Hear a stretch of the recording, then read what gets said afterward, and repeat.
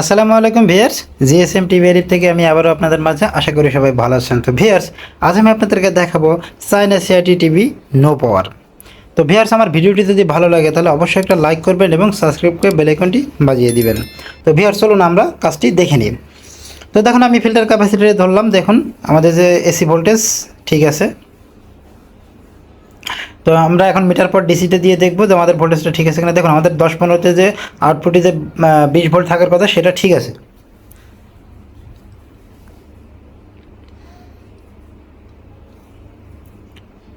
তো এখন আমরা দেখবো আমাদের যে এসি ডিসি যে বায়াস 1/2 ভোল্ট, এই বায়াসটা ঠিক আছে কিনা। দেখুন দেখুন আমাদের ডিসি বায়াসটা কিন্তু ঠিক আছে। তার মানে আমাদের এই কালো দাগের ভিতরে আমাদের যে পাওয়ার সেকশনটা অর্থাৎ ইনপুট সেকশন আমাদের ওকে। তো এটা আমি আরেকভাবে আপনাদেরকে দেখাই, আরেকভাবে কীভাবে চেক করা যায় সেটাও আমি আপনাদেরকে দেখাবো। তো দেখুন, আমরা এখন টিভিটা লাইন দিব।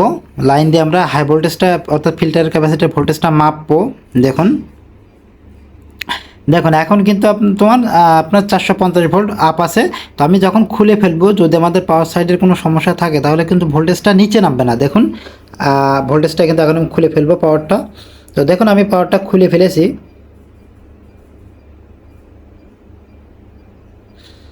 তো দেখুন আমি আবারও দেখানোর চেষ্টা করতেছি। দেখুন পাওয়ারটা আমি খুলে ফেললাম। এই ভোল্টেজটা কিন্তু আমাদের ধীরে ধীরে ধীরে ধীরে নিচে নেমে আসছে। তো যদি এইখানে আমাদের এই মিটারটা আস্তে আস্তে নিচে না নেমে আসতো তাহলে কনফার্ম আমাদের পাওয়ার সেকশনের সমস্যা ছিল, অর্থাৎ ইনপুট সেকশনে সমস্যা ছিল। দেখুন ভোল্টেজটা কিন্তু আমাদের ধীরে ধীরে নিচে নেমে আসছে।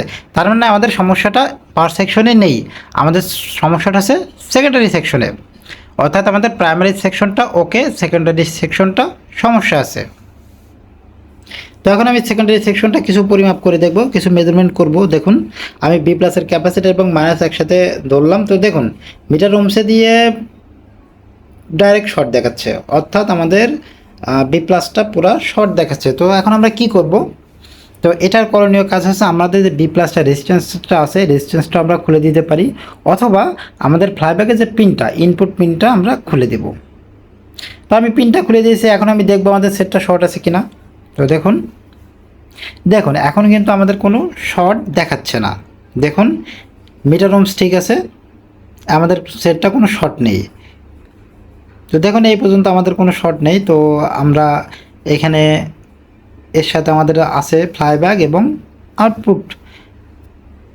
তো এখন আমরা কি করব? আমরা যেহেতু ফ্লাইব্যাকের সাথে আউটপুট আছে সেহেতু আমরা আউটপুটটা এখন খুলে দেখব যে আমাদের আউটপুটটা কি ভালো আছে নাকি নষ্ট হয়ে গেছে। যেহেতু আমাদের বি প্লাস শর্ট হয়ে আছে সেহেতু আমাদের আউটপুটটা মেপে দেখুন আমাদের আউটপুট কিন্তু ডাইরেক্ট শর্ট দেখাচ্ছে, ফুললি শর্ট। তো আমরা আউটপুটটা কী করব? একেবারে খুলে ফেলবো।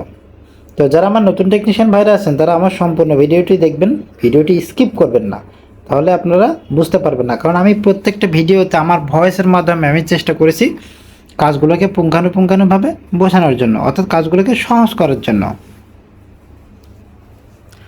তো আমার আউটপুটটা খোলা হয়ে গেছে। এখন আউটপুটটা আমি বাইরে নিয়ে এসে আপনাদেরকে মেজারমেন্ট করে দেখাবো।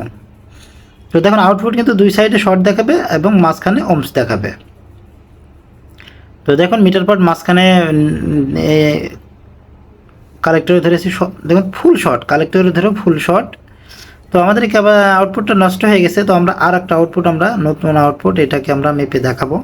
তো দেখুন আউটপুটের নিয়ম আছে, আমাদের দুই সাইডে কিন্তু শর্ট দেখাবে। দেখুন আমি আপনাদেরকে দেখাচ্ছি। দেখুন মাঝখানে ওমস দেখাবে এবং দুই সাইডে শর্ট দেখাবে। দেখুন তার মানে আমাদের এই আউটপুট ট্রানজিস্টরটা ভালো আছে এবং মাঝখানে ধরে কোনো শো করবে না। তো এখন আমরা কি করব? আমরা এই 2499 যে আউটপুটটা আছে এই আউটপুটটা আমরা লাগিয়ে দিব। তো সময়ের সাথে আমি ভিডিওর স্পিডটা একটু বাড়িয়ে দিয়েছি। তো আমি আউটপুট ট্রানজিস্টর আমার লাগানো হয়ে গেছে। এখন আমি সোল্ডারিং করে দিচ্ছি। তো সোল্ডারিং করা হয়ে গেছে। এখন আমি বাদ বাকিটা মেজারমেন্ট করে দেখবো যে আমার প্রত্যেকটা ভোল্টেজ পারফেক্ট আছে কিনা, অথবা আমার শর্ট আছে কিনা। তো দেখুন আমি আবারও মেপে দেখাচ্ছি। তো দেখুন ওইটার দিয়ে আমাদের কিন্তু শর্ট নাই। তো যেহেতু শর্ট নাই সেহেতু এখন আমরা ফ্লাইব্যাকটার যে পিনটা খোলা আছে এই পিনটাকে আমরা লোড দিয়ে দেখব। তো দেখুন